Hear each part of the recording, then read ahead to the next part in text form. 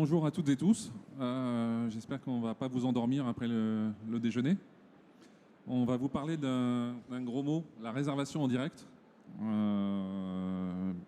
Dans un contexte où les clients reviennent. Là. On a un été qui devrait être assez fantastique d'après tout ce que tout le monde en dit. Et donc autour de la table, on a plusieurs personnes, des professionnels du secteur, qui ne sont pas hôteliers, mais qui accompagnent les hôteliers. Le premier de la liste, Mac, qui est responsable commercial chez Muse, le PMS dont vous avez sans doute entendu parler. Ludovic, qui est directeur justement du Web Direct chez Accor. Donc c'est son boulot tous les jours. Et Christophe, qui est chez WIP, une société qui accompagne les hôteliers sur justement ces stratégies aussi d'acquisition de clients directs. Pour ma part, il y a un certain nombre de gens qui connaissent sans doute Tendance Hôtellerie, un magazine que j'ai fondé en 2009. Et pour ma part, j'ai 30 ans d'hôtellerie derrière moi, hélas déjà. J'ai commencé veilleur de nuit. J'ai fait tous les postes jusqu'à directeur général d'hôtel. J'ai travaillé dans des sociétés de services. Je fais du conseil. J'étais chez Avel Pro au moment de la première levée et au moment où on a été le premier channel manager à être connecté à Booking. Le premier channel manager, c'était Avel Pro. C'est moi qui ai signé le contrat avec Gillian Tans, la présidente de Booking. Et j'ai fait plein de choses dans le secteur depuis des années.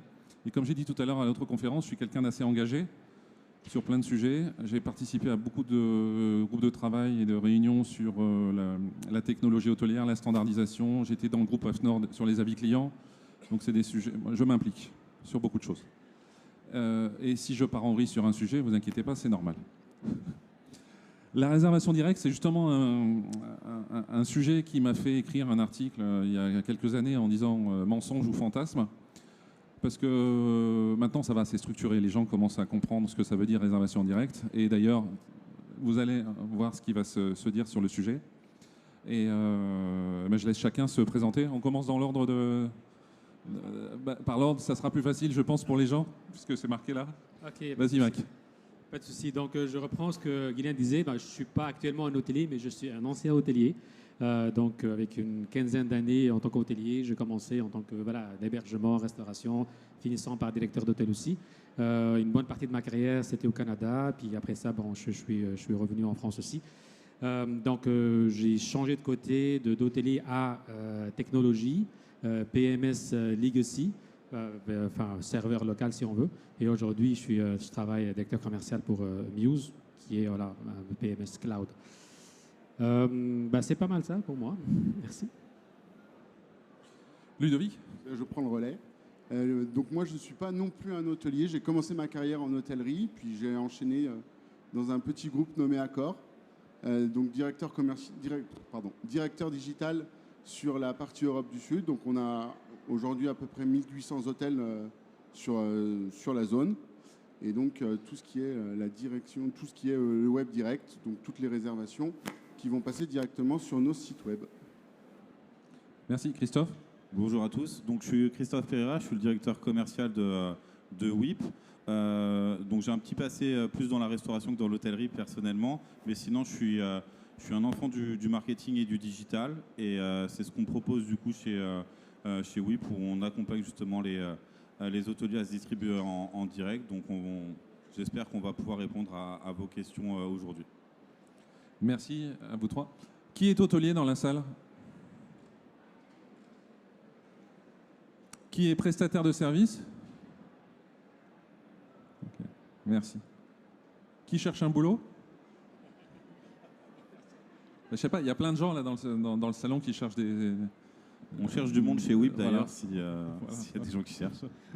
Chez Accor aussi, ils cherchent plein de monde. Chez Muse aussi. Toi aussi ? Ok. Bon.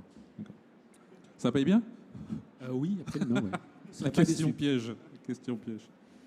On va essayer de refaire un peu de sémantique. Là, tout à l'heure, je parlais de l'expression réservation en direct qui a été pendant un certain temps galvaudée. Quelle est la position de Accor, la définition Accor de la réservation en direct ? Alors nous, ce qu'on va appeler une réservation en direct, c'est tout ce qui va passer sur le site web et non pas sur un site hôtelier. Donc la réservation en direct, en fait, on en parlait, il ne faut pas définir la réservation directe comme une réservation gratuite. C'est une réservation sur laquelle un hôtelier ne prendra pas de commission. Donc qui va passer par un meta-search, par du SIF. On développera tout ça un tout petit peu plus tard. Mais voilà, tout ce qui passe par le site web est une réservation directe.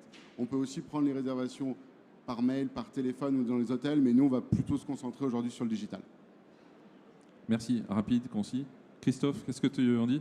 Pareil, tout ce qui passe par le site internet et emailing, tout au plus, mais globalement, tout ce qui passe pas par un OTA, c'est de la résa directe. Ok, tu peux lister les meta-search, que le public Alors ait aujourd'hui, bien la liste dans la tête? ouais, bien sûr, les meta-search qui génèrent pas mal de résa aujourd'hui, du coup, en direct. Parce que le principe du meta-search, c'est de mettre votre tarif site internet officiel sur ces sites-là, et du coup, le trafic est redirigé sur votre moteur de réservation. Et du coup, on va avoir Google Hotel Ads, qui est l'acteur majeur. Et ensuite, on va avoir aussi des gros acteurs comme TripAdvisor, Trivago, Kayak, Skyscanner. Il y a Bing aussi, auxquels on ne pense pas toujours, mais qui ont leur module de meta-search. Donc Google numéro 1, sans contestation possible. Aujourd'hui, ouais, sans contestation possible. Ok. C'est bien monté en charge dans les dernières années, c'est ça? C'est la moitié des réservations qui sont générées par les métamoteurs sont faites par Google aujourd'hui. Ouais. Ok. Un truc qu'on n'avait pas préparé, mais c'est pas grave. Il y a quelques années, on voyait Trivago qui essayait de proposer de réserver sur Trivago une espèce de résa en direct. Il y en a d'autres qui l'ont fait. Un Trip l'a fait. Il y en a d'autres. Google l'a fait. Quel est votre résultat, votre sentiment sur le sujet? Ça n'a pas été un très grand succès. En tous les cas, nous, dans les meta-search, c'est loin d'être le premier. Enfin, c'est même très loin. Donc, voilà. Bah, y a une anecdote qui résume bien ces modules-là de réserver via les métamoteurs. C'est que Google vient d'annoncer l'arrêt du programme. Il s'appelait Merci. Book on Google pour ceux qui en ont entendu parler. Merci. Est-ce que c'est une décision, enfin je sais pas, se dire, est-ce qu'on rêve la nuit de la réservation directe et est-ce qu'on se réveille le matin en disant tiens, aujourd'hui je me mets à la réservation directe? Qu'est-ce qu'il faut faire? Qu'est-ce qu'il faut faire pour préparer le terrain? Christophe, tu veux C'est vrai que on va dire qu'il y a deux écoles. Il y a aujourd'hui encore des hôteliers qui sont très, très contents d'avoir la moitié ou 70% de leur chiffre d'affaires qui est généré par des OTA. Parce que c'est simple et ça ne demande pas de travail et tout est délégué. Donc déjà, la réservation en direct, c'est plus une démarche, déjà de se dire, OK, j'ai conscience des avantages de la valeur d'une réservation en direct, déjà au-delà du coût d'acquisition comparé à un OTA. Et je vais du coup lancer et mettre en place des briques qu'on va essayer du coup de détailler aujourd'hui sur quelles sont les différentes briques qu'il faut mettre en place pour avoir un maximum de réservation en direct. Donc ouais, c'est plus une démarche. Mac, je sais que chez Muse, j'ai reçu du contenu hier, donc je sais que vous passez le message sur la réservation directe. Qu'est-ce que vous avez mis en place justement là-dessus pour accompagner les hôtels? En fait, je vais juste revenir sur la définition de réservation directe, vite fait comme ça, telle que nous on la voit. C'est une réservation qui va passer par un canal qui n'est pas, qui est sous le contrôle de l'hôtelier. Voilà, donc c'est quelque chose qui échappe au contrôle de l'hôtelier. C'est d'autres décideurs à sa place qui vont le contrôler. Donc pour nous, côté Muse, les différentes mesures qu'on a mis en place pour pousser vraiment la réservation directe, c'est d'épauler le partenaire, mieux l'outiller pour qu'il soit vraiment le plus compétitif sur le marché face à d'autres canaux. Et quand je dis mieux outillé, on parle bien sûr conseil en termes de site web, qui soit le plus bien sûr le plus optimisé, notamment la partie mobilité qui va avoir un clé assez important. Deuxième chose, bien sûr, c'est le moteur de réservation qui soit aussi le plus optimisé puis au contrôle de l'hôtelier. C'est quelque chose aussi qu'on apporte à nos partenaires. Et après ça, c'est tout ce qui est si on prend le cycle d'une réservation directe, ça passe par l'acquisition, comme vous le savez, via les sites web, etc. Le tunnel en tant que tel pour vraiment aller réserver. Et après ça, c'est l'après-réservation, une fois qu'elle est faite. Et c'est là aussi qu'on essaie d'apporter notre soutien aux hôteliers pour dire que un client qui a déjà réservé via votre tunnel, via votre site web, il faut s'assurer qu'il va réserver encore une fois avec vous. Donc, il y a le côté fidélisation, si on veut. Il y a différents outils qu'on peut mettre en place pour la partie fidélisation, quoi. Et juste pour rebondir un peu sur ce que Mac vient de dire, la partie fidélisation, c'est ce qui va faire que votre résa en direct, elle va vous coûter de moins en moins cher au fur et à mesure. Une résa indirecte sur un OTL vous coûtera tout le temps plus ou moins le même prix. La fidélisation, donc la résa en direct, où on fait revenir le client, fait qu'on va baisser le coût d'acquisition et donc de réservation au fur et à mesure. Donc c'est pour ça qu'en fait on dit c'est pas gratuit une résa en direct, mais ça devient de moins en moins cher si on arrive à garder le client et à le faire revenir. D'ailleurs, parmi les hôteliers présents, est-ce que vous avez tous calculé, vous connaissez tous précisément vos coûts d'acquisition client? Vous pouvez lever la main, ceux qui savent bien, hein, ceux qui sont sûrs d'eux. Bon, j'ai rien vu, hein, c'est pas grave. Christophe, je suis sûr que tu as des petites choses à compléter. C'était plutôt complet, mais moi, ce que je disais, c'est que c'est une démarche et après, il y a plein de choses à mettre en place. Je crois qu'on va le détailler dans un second temps, mais la fidélisation, forcément, et après, nous, on est spécialisé dans le digital, mais il y a aussi beaucoup d'humains. On en parlera, mais l'humain, c'est aussi super important pour avoir plus de returning, plus de fidélisation et même plus de réservations en direct. Donc on a dit site web, mobile, un outil de résa en ligne qui marche bien, qui soit bien paramétré, parce que souvent il marche quand même, et c'est plutôt souvent du problème de paramétrage. Le site, la réservation mobile. On a parlé de bien contrôler son tunnel d'acquisition et tout ce qui se passe au moment de l'acquisition du client et de la réservation. On a parlé un petit peu de SEO. Qui est-ce qui explique un petit peu ce que vous entendez par SEO? Alors moi, sur la partie SEO, le SEO c'est assez complet. Il y a votre SEO sur votre nom de marque et après le SEO un petit peu plus large sur ce qu'on appelle la longue traîne. Mais sinon, pour être très pragmatique, il y a votre page Google My Business qui s'appelle maintenant le Business Profile, qui est aujourd'hui et pas encore toujours bien mise à jour avec l'ensemble des informations, avec l'ensemble des éléments et services que contiennent l'hôtel. Et ça, c'est vraiment quelque chose que Google pousse et c'est par ce biais-là qu'on vous découvre énormément. Donc, notamment au niveau des équipements, au niveau des avis, c'est souvent et de plus en plus en fait le premier point d'interaction de l'internaute avec un hôtel. Donc c'est un outil qui est complètement gratuit et vous pouvez mettre à jour votre contenu et du coup d'un coup d'œil l'internaute va voir ce que vous proposez, quel est votre positionnement et aussi également la note. Donc il y a aussi la partie des gestion des avis et c'est tout ça qui va vous aider aussi du coup à avoir plus de trafic qualifié sur votre site internet. Donc un élément important, c'est vraiment de faire attention à votre page Google My Business, qu'elle soit vraiment bien à jour sur cette partie référencement naturel. Et quelque chose d'assez basique, c'est que les informations qui vont être sur votre page Google My Business, il faut que le client puisse les retrouver plus détaillées sur votre site. Parce qu'on va parler de pictos, de petites informations sur Google My Business. Et s'il veut en voir plus, il va aller sur le site. Et c'est comme ça, en fait, que vous allez passer le client du hameçonnage Google à votre site, à la réservation. Et un basique, c'est que les informations soient les mêmes. On le voit souvent, une mise à jour du profil Google My Business et pas une mise à jour du site, ou vice-versa, et vous perdez le client.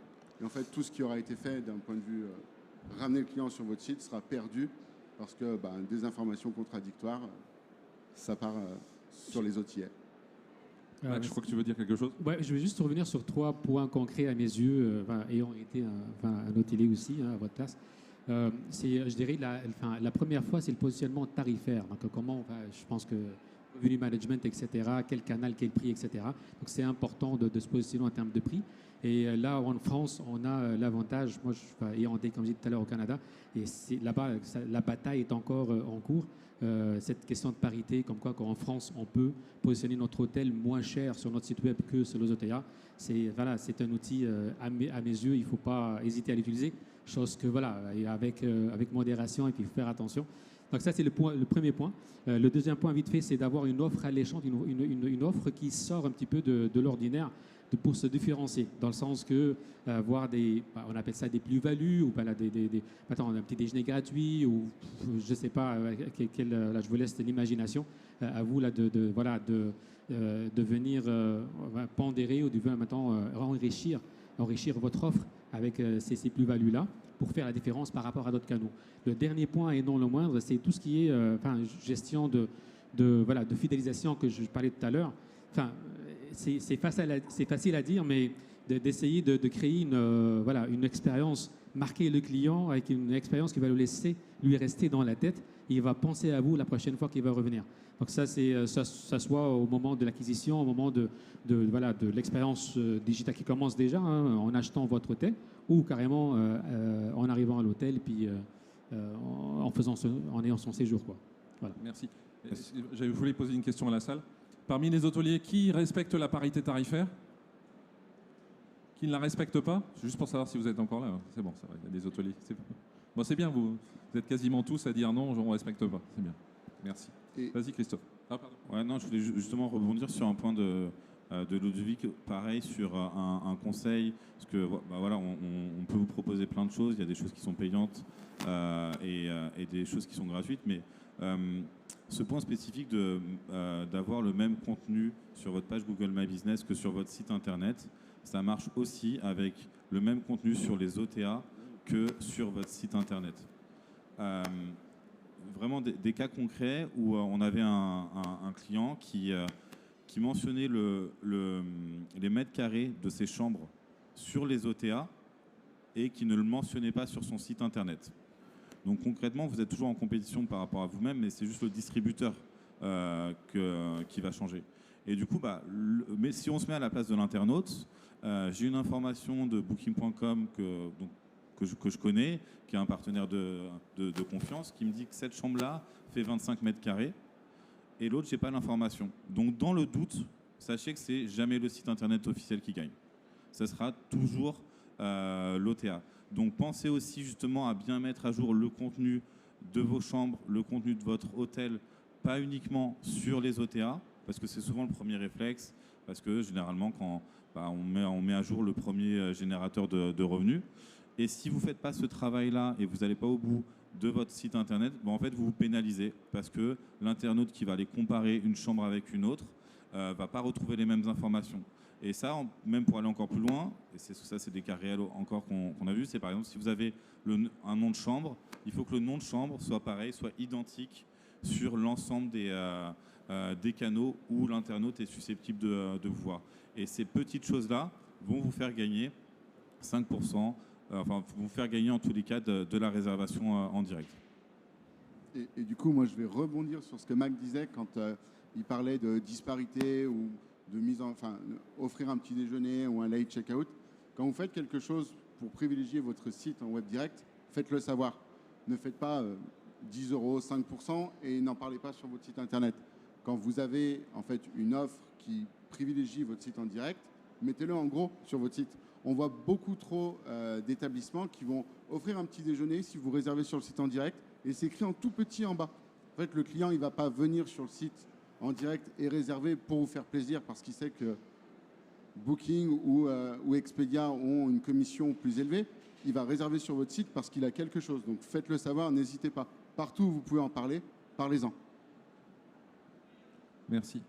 On parlait de catégories de chambres. On met toutes ces catégories sur les OTA ou on ne les met pas?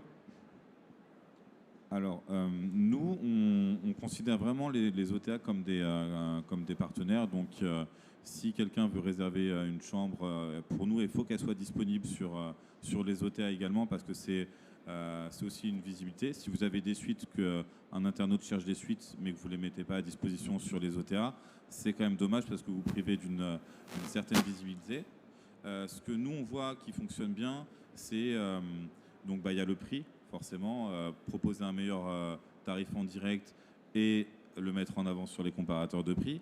Parce que pareil, l'idée, c'est que si vous le faites, il faut que les gens le sachent. C'est sur les politiques, on voit quelque chose qui fonctionne bien, c'est de proposer le NANR uniquement sur sur le site aussi. NANR non annulable, non remboursable. Parce que ça, du coup, ça vous permet d'avoir aussi un prix d'affichage plus intéressant.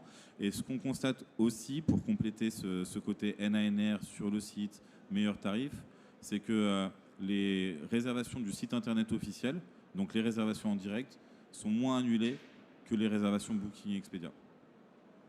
Globalement, tu as un taux d'annulation qui est vraiment inférieur. On connaît tous la politique de Booking à pousser, même si tu as été une fois sur leur site, ils vont t'envoyer des pushs pour réserver. Donc globalement, ça va entraîner un plus gros taux d'annulation.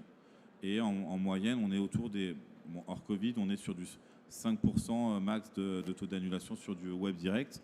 Donc ça aussi, c'est quelque chose à prendre en considération. Vous pouvez vous permettre de faire plus d'NANR sur votre site internet. Donc oui, pour toutes les chambres disponibles, mais pas forcément aux mêmes conditions.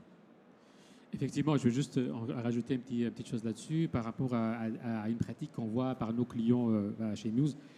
C'est de vraiment adapter la typologie ou le mix de chambres par rapport au canal qu'on utilise et par rapport à la cible elle-même.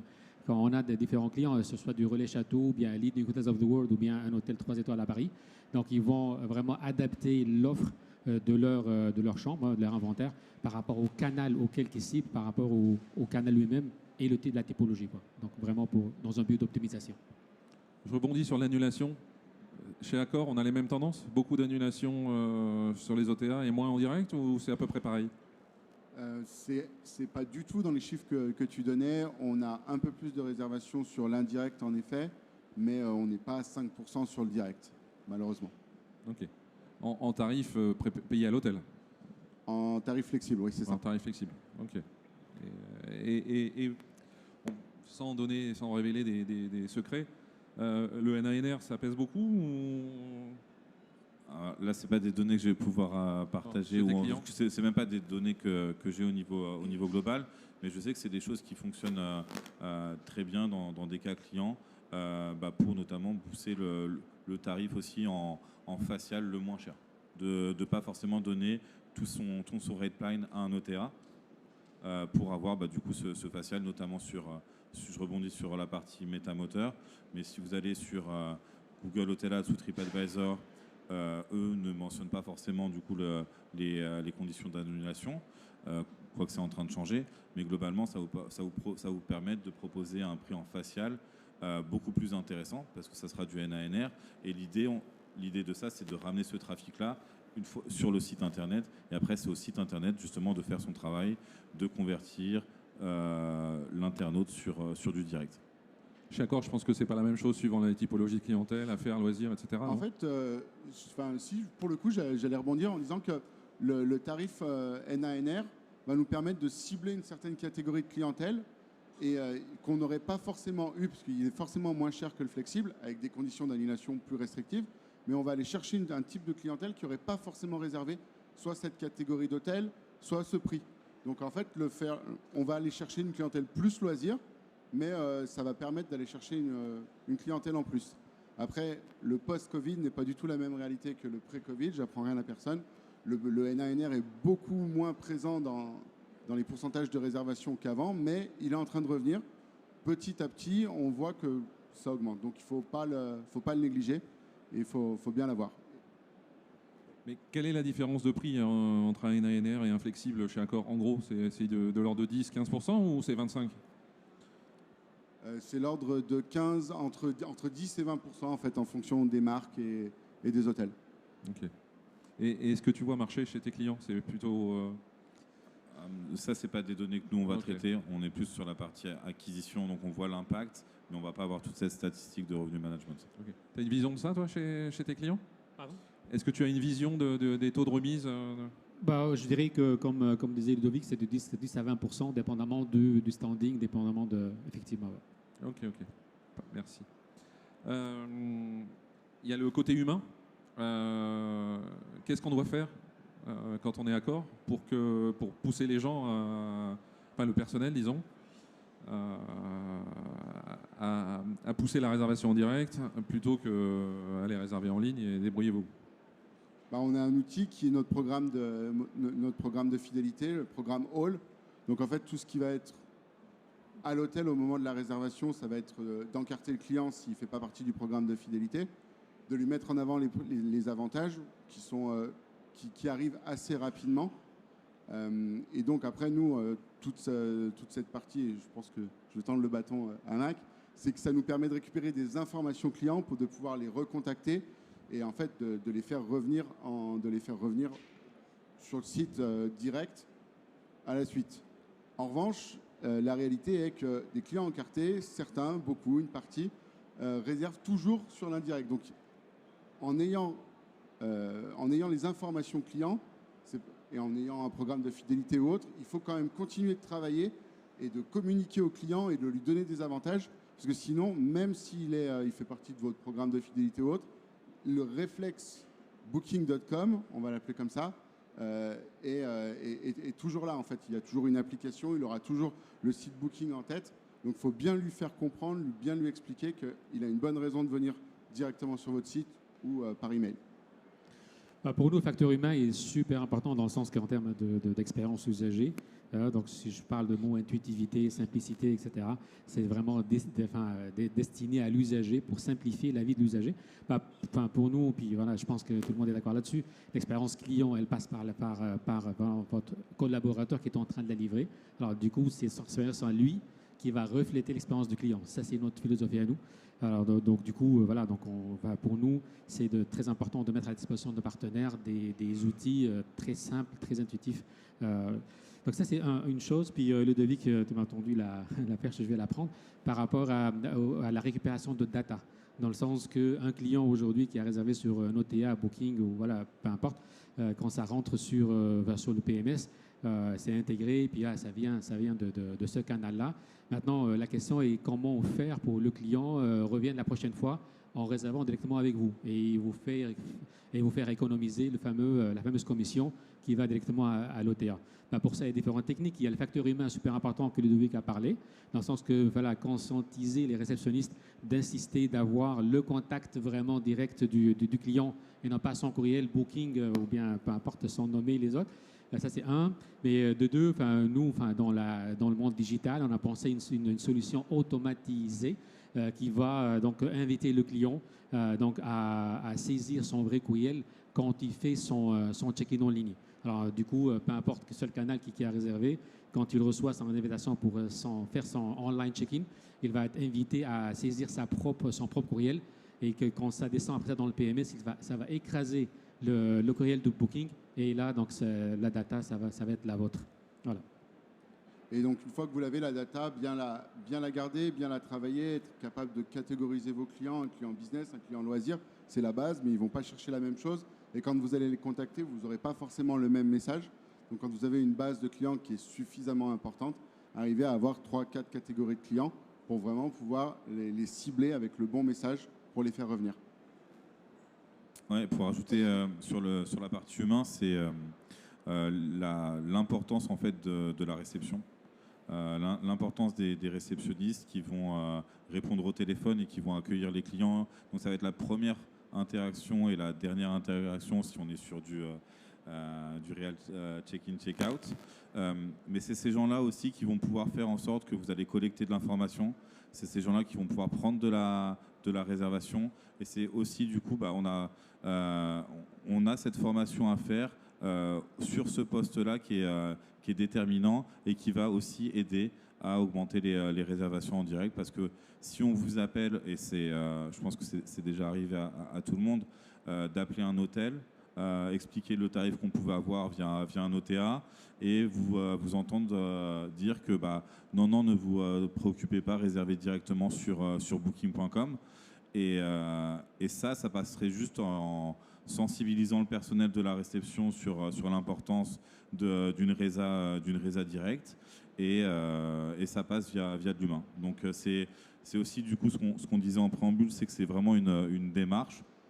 Donc c'est pas uniquement le propriétaire ou le directeur qui doit être dans cette démarche-là, c'est vraiment quelque chose de collectif à chaque poste de l'hôtel au niveau opérationnel pour tendre vers une meilleure distribution, une distribution directe. Merci. Parmi les hôteliers, qui est-ce qui a fait le test de faire appeler la réception par par un copain, justement pour vérifier qu'on proposait bien des meilleurs tarifs en direct plutôt que de dire d'aller chez Booking. Est-ce que quelqu'un l'a fait? C'est un exercice qui coûte pas cher, hein. Ça coûte une bière à un copain, enfin, ou un repas au pire, et ça permet d'identifier les moments où il y a la déperdition de clients. C'est simple, hein. C'est juste vérifier. Et s'il y a une déperdition, la formation, ça me paraît assez simple à faire. D'ailleurs, comment ça se passe au niveau formation chez Accor? Vous avez mis plein de choses en place pour... On a tout un organisme de formation interne, donc en fait qui va délivrer des formations aux hôtels. Et après, on a une équipe au sein du programme de fidélité, Hall, qui se déplace en fait dans les hôtels, qui fait des formations aux hôtels sur l'accueil et tout ce qui est avantage du programme de fidélité. Donc, on ne va pas directement être sur ce que tu disais là, mais en fait, vraiment pour les sensibiliser à l'importance d'un client qui revient. Donc, indirectement, ça va avec le fait que si on a un appel ou un mail qui dit j'ai trouvé moins cher sur Weekend Desk ou autre, pour essayer de faire en sorte que la réservation passe quand même via l'hôtel, directement. Merci. Ah, j'ai cru que tu voulais rebondir. Non, non, merci. Si vous aviez 5 conseils à donner, allez Mac.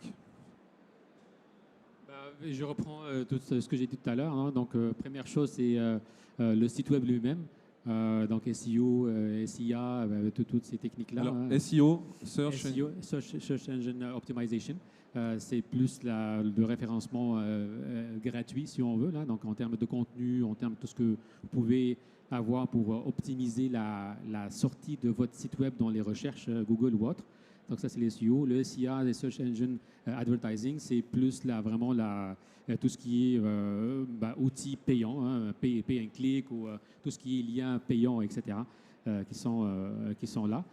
Ça, peut-être Christophe peut en parler plus parce qu'il est plus calé que moi là-dessus. Donc voilà, première chose, les sites web.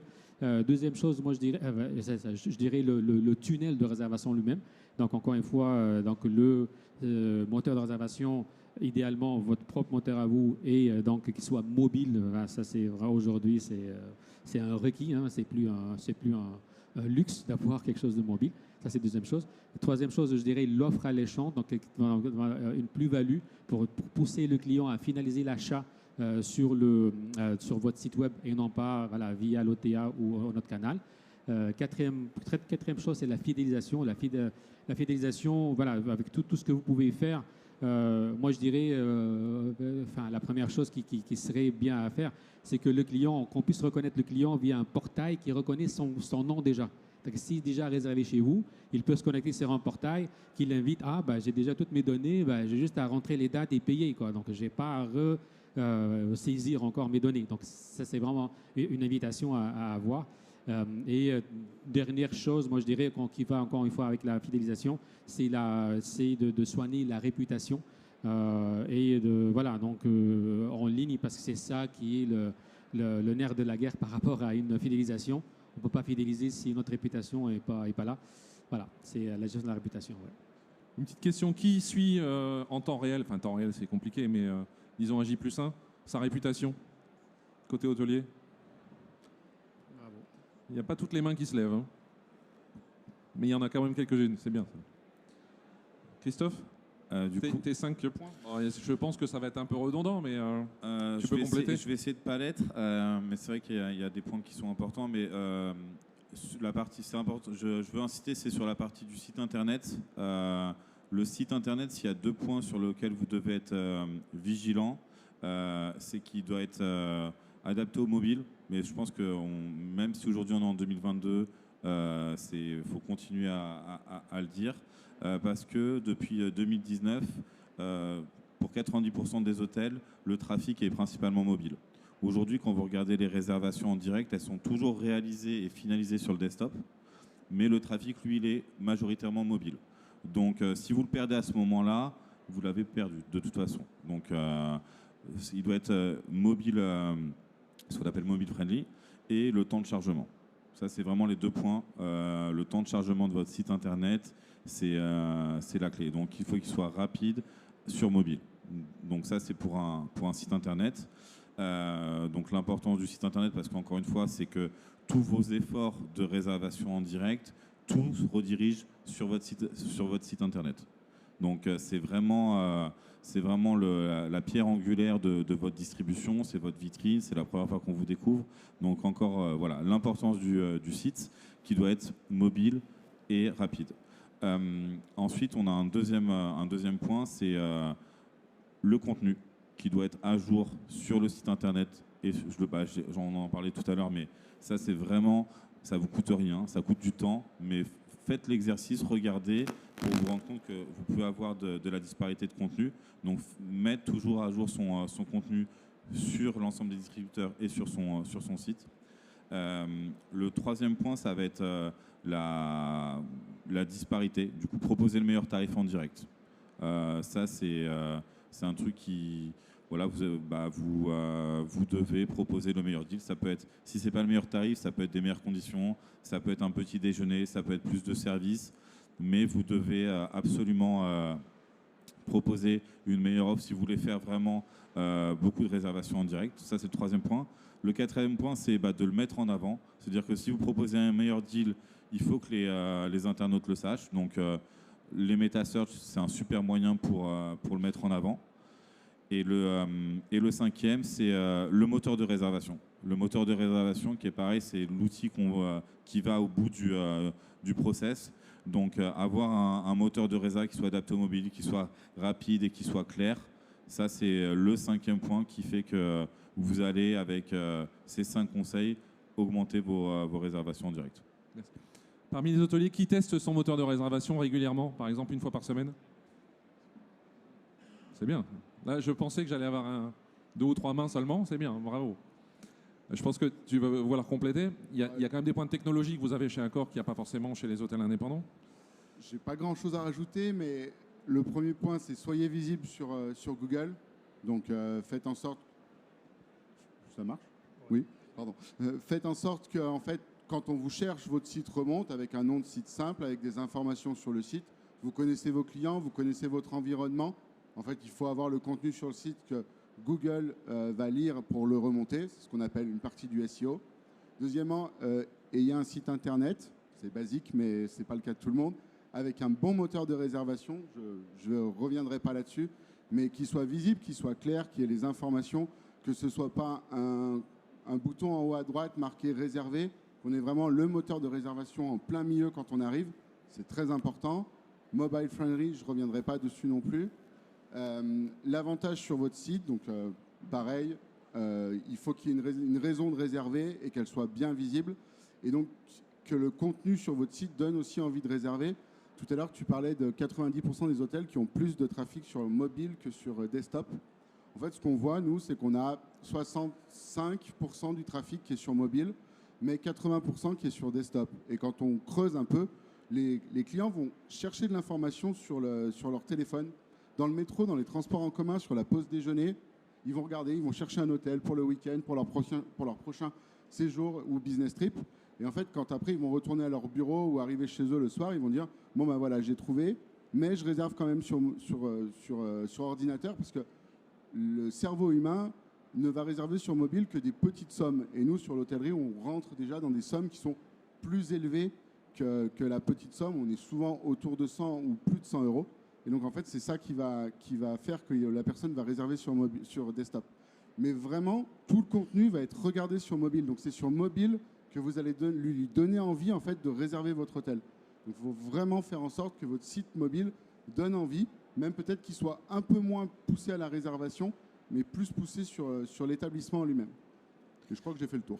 Mais comment on fait justement parce qu'ils voient sur le site mobile et ils réservent après sur le desktop. Et comment on fait pour faire le pont entre les deux? Qu'est-ce qu'il y a comme outil? Qu'est-ce que vous avez mis en place comme outil pour aider le client à ne pas oublier, à ne pas... On va être sur des outils de CRM principalement, mais comment dire? C'est des outils qui vont coûter cher. Donc sur de l'hôtel indépendant, je ne pourrais pas forcément le recommander. Peut-être que toi, tu auras plus de détails là-dessus. Mais ça va être un outil quand le client se sera connecté, aura regardé sur mobile, mais n'aura pas réservé. On lui renvoie un mail dans l'après-midi, dans la soirée, en fonction, pour lui dire la réservation n'est pas terminée, je réserve. Et en fonction de ce qu'il a regardé, on lui repropose la même chose.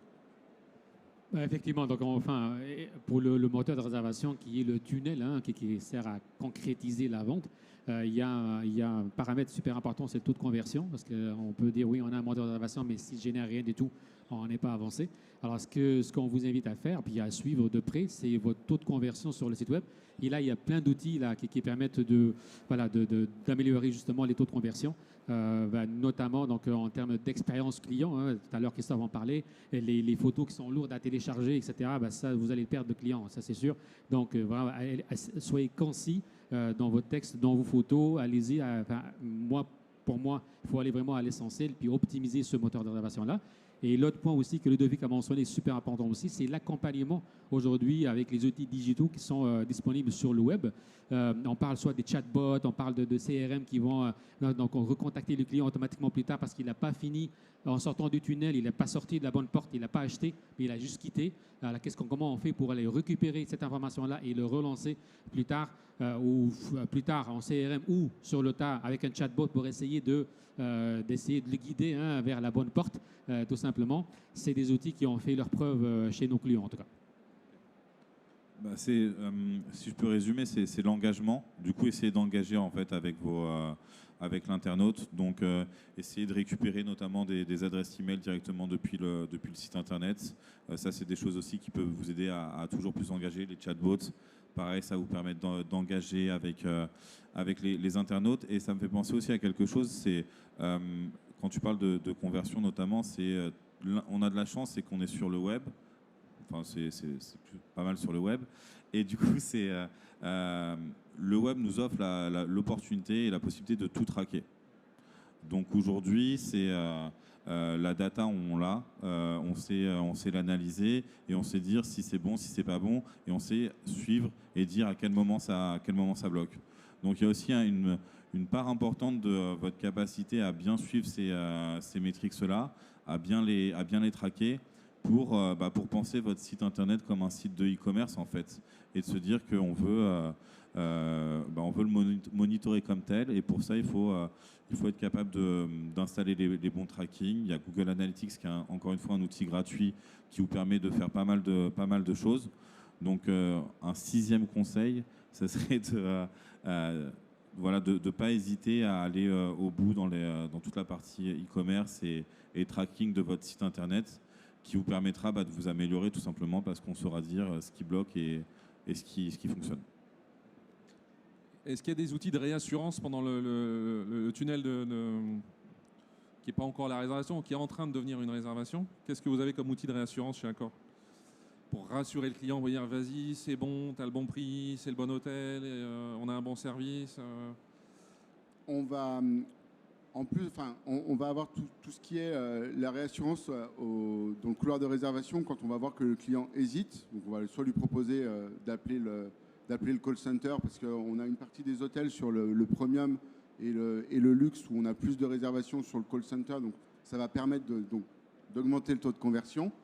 On va mettre en avant, en fait, on ne va pas mettre en avant que notre prix est moins cher que sur un OTA, parce que nos partenariats font que c'est pas possible en fait avec Booking, mais si on le perd à certaines étapes du couloir de réservation, on va le recontacter par email en lui redonnant des informations sur l'hôtel, en lui redonnant le prix qu'il a regardé, s'il a regardé le prix à un moment ou à un autre, pour vraiment lui dire reviens, en fait, réserve sur notre site, reviens.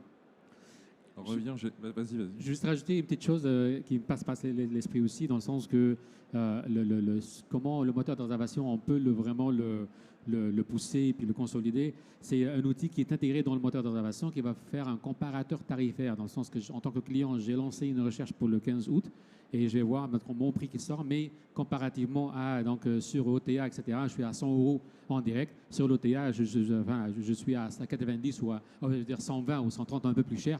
Donc, c'est là que vous allez montrer aux clients en preuve à l'appui que vous avez devant vous un prix qui est moins cher, 10 ou 15%, comme on a dit tout à l'heure, moins cher que les OTA. C'est un moyen d'encourager le client d'aller finaliser sa vente sur votre site web. Merci.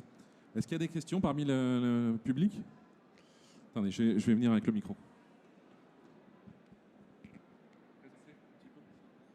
Alors Johan, je travaille pour un propriétaire d'hôtel. J'ai une question peut-être plus pour Ludovic. Tu mentionnais le fait qu'il était extrêmement important d'expliquer aux clients que ça valait le coup de passer en direct sur le site. Est-ce que tu pourrais nous donner des exemples très concrets de ça? Est-ce que typiquement, par exemple, tu leur dis, tu mets sur Google My Business, tu mets sur Booking.com, oui c'est moins cher, venez chez nous, venez sur le site. Est-ce que c'est aussi clair que ça ou il y a des manières des mots qui peut-être fonctionnent mieux? Alors, non, on n'est pas aussi clair que ça, on l'est différemment. On ne peut pas, en tant que groupe hôtelier et partenaire de Booking, on ne va pas pouvoir dire c'est moins cher sur le site. On va avoir des campagnes de communication, nous, qui vont parler du meilleur prix garanti. C'est du marketing. On va mettre en avant tous les avantages du programme de fidélité, où en fait, on ne va pas être par le prix, mais on va être sur du gain de points, sur, à partir de certains statuts, du early check-in, du late check-out, une boisson offerte. Mais on va jamais dire réserve chez nous plutôt que chez Booking, on ne le fera pas. Mais on va lui montrer en fait sur différentes campagnes de publicité, sur le emailing, sur le site aussi. En fait, c'est tout au long du site, on lui rappelle qu'il a des avantages. On a un tarif web direct, donc pour tous nos clients qui font partie du programme de fidélité, qui ont entre 5 et 10% selon les hôtels. On va le rappeler tout au long du couloir de réservation sur du prix barré avec le prix en dessous. Pardon ?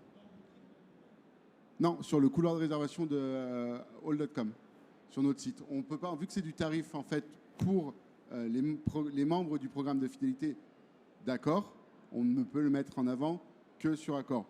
On peut un peu sur les meta-search, mais c'est selon le meta-search, ça va être plus ou moins bien indiqué. Google ne sont pas très très bons, pour être très honnête, sur la mise en avant de ces tarifs où en fait ils vont le barrer. On a l'impression qu'on n'a pas du tout accès aux tarifs sans forcément mettre l'autre. Il y a du travail, on travaille avec eux là-dessus. Mais en fait, c'est des petites informations qu'on va remettre partout plutôt que de lui écrire en gros réserve chez nous et pas sur booking.com.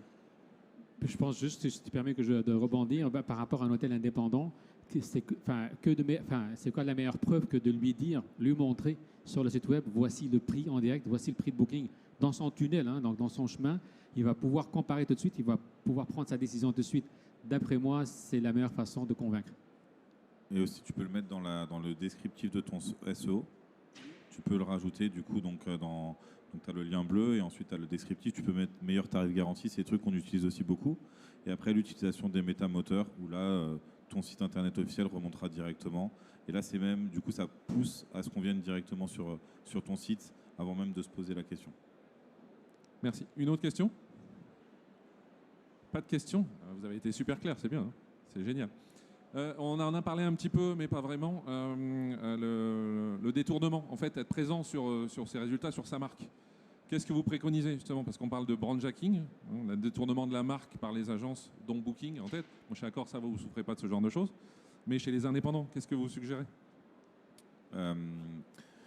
Ce qu'on recommande, en fait, et ce qu'on voit dans la data, c'est en fonction de différentes campagnes qu'un hôtel va mettre en place. En fait, on voit que donc ce qu'on appelle le brandjacking, c'est-à-dire c'est Booking.com qui achète le nom de votre hôtel. Et il y a un truc qu'il faut savoir, c'est pas parce que vous tapez le nom de votre hôtel et que Booking n'apparaît pas que Booking n'apparaît pas pour les autres internautes. Chaque résultat Google est différent et est propre à votre navigation, à vos cookies. Donc ça, c'est un premier a priori qu'il faut savoir mettre de côté, parce que Booking.com en fait vont récupérer énormément de trafic, tout simplement parce que l'internaute va taper le nom de votre hôtel et ils seront en première position. Pareil, on peut prendre l'exemple du offline. Vous avez demandé une recommandation d'hôtel, vous allez sur Google, vous tapez le nom de l'hôtel, c'est Booking qui apparaît en premier. Donc nous, ce qu'on recommande là, c'est d'acheter son nom de marque sur certains marchés.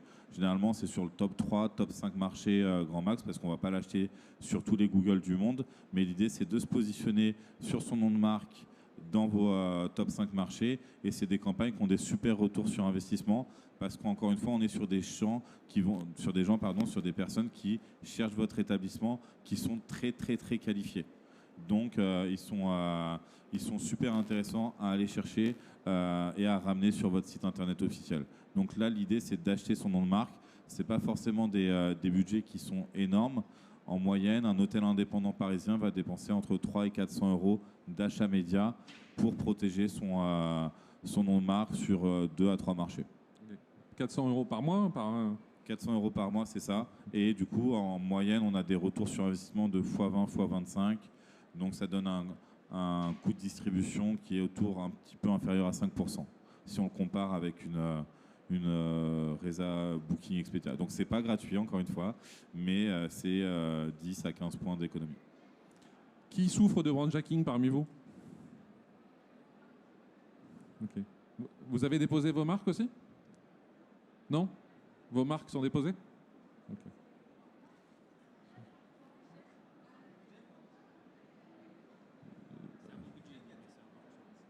Oui, mais c'est un budget qui est donné à Booking si on ne le fait pas, hein, donc, et qui est donné 3 fois plus cher. Donc, Bah, comme vous le savez, vous peut-être plus raisonner en retour sur investissement que le budget lui-même. Si vous dépensez 1000, ça vous rapporte 5000. Voilà. Oui, effectivement. Christophe, je crois que tu voulais préciser, non? Non, c'est ça. C'est du coup, si un retour de x20, du coup, ça vous avez dépensé 100, vous générez 2000. Donc, voilà. Après, encore une fois, c'est des moyennes. Certains vont dépenser beaucoup plus, d'autres un petit peu moins. Mais ouais, c'est l'hôtel indépendant qui va avoir ce type de budget.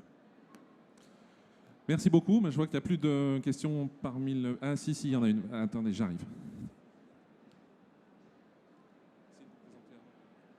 Merci, bonjour, je suis Noël Ounouayenou et je travaille pour un hôtel indépendant, directeur hébergement et revenu manager. Je voudrais revenir sur les coûts justement d'acquisition. Vous parliez, on a parlé de pay-per-click, d'être présent sur les meta-search, etc. À l'instant, on vient d'aborder justement ce budget de rachat de brand. Voilà. Qu'est-ce qu'il faudrait, enfin, dans les priorités, je veux dire, j'imagine qu'il faudrait peut-être commencer pour quelqu'un qui ne le fait pas, par exemple comme moi, être déjà présent sur les meta-search, peut-être envisager ça avant d'aller sur des solutions telles que celles qu'on vient d'évoquer là. Alors c'est vraiment complémentaire. Le meta-search, c'est vrai que ça génère pas mal de trafic et pas mal de réservations, mais c'est vraiment complémentaire. En fait, quand vous regardez un établissement qui a sensiblement la même stratégie, c'est-à-dire une disparité, un positionnement, on va dire, un positionnement équivalent, l'hôtel qui va proposer un meilleur tarif sans faire de meta-search ou de search, il va globalement plafonner à 30-35% de réservation en direct. Et chaque couche en fait, d'acquisition de trafic qualifié que vous allez mettre en place va vous permettre d'aller à 40, 45, mais c'est vraiment des paliers qu'on va aller atteindre en fonction justement de ces campagnes. Donc c'est complémentaire. Les deux ont du sens et c'est pas l'une qui va remplacer l'autre. Donc c'est vraiment tout un écosystème et en fait l'idée c'est vraiment de se dire du trafic qualifié, quelqu'un qui s'intéresse à mon hôtel, je veux qu'il vienne sur mon site internet. C'est aussi simple que ça. Merci. Donc si je résume, c'est le fruit d'un travail sur le long terme, étape par étape, de la formation, des outils, du suivi. Je crois qu'on a fait à peu près le tour, finalement. Et le meilleur prix en direct. Merci, messieurs. Bonne fin de journée, bon salon. Merci à vous d'être Merci à restés tous. jusqu'à la fin. Merci. Bonne fin de